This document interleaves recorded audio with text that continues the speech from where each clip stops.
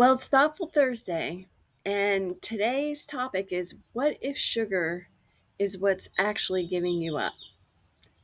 You're watching the Daily Spoonful with the Primal Professor.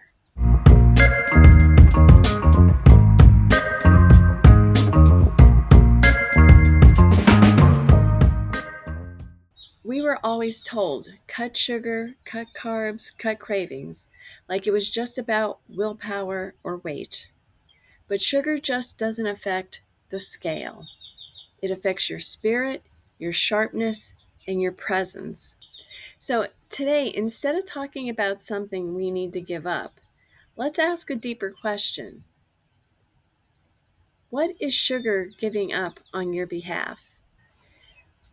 When blood sugar constantly spikes and crashes, it becomes nearly impossible to be fully you. You're fatigued, foggy, short fused. That's not your personality, that's a physiological hijacking of you.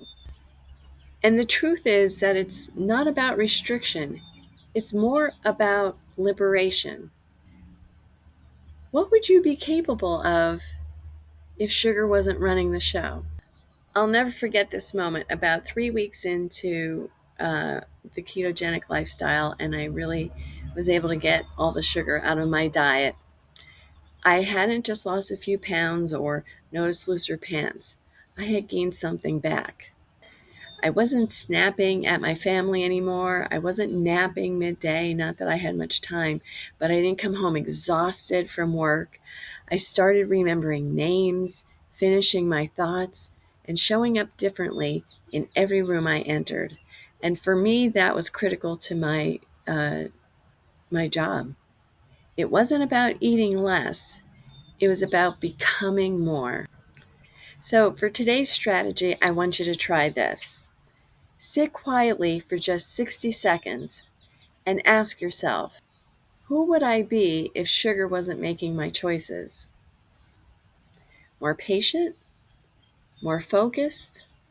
More energetic? Now imagine that version of you and start feeding them. Because every low sugar choice isn't a punishment, it's a step towards becoming that person again. You're not depriving yourself, you're discovering yourself. And I can promise you, the version of you without sugar spikes, you're powerful, you're vibrant, and you're worth fighting for. I'll see you tomorrow, right here on the Daily Spoonful.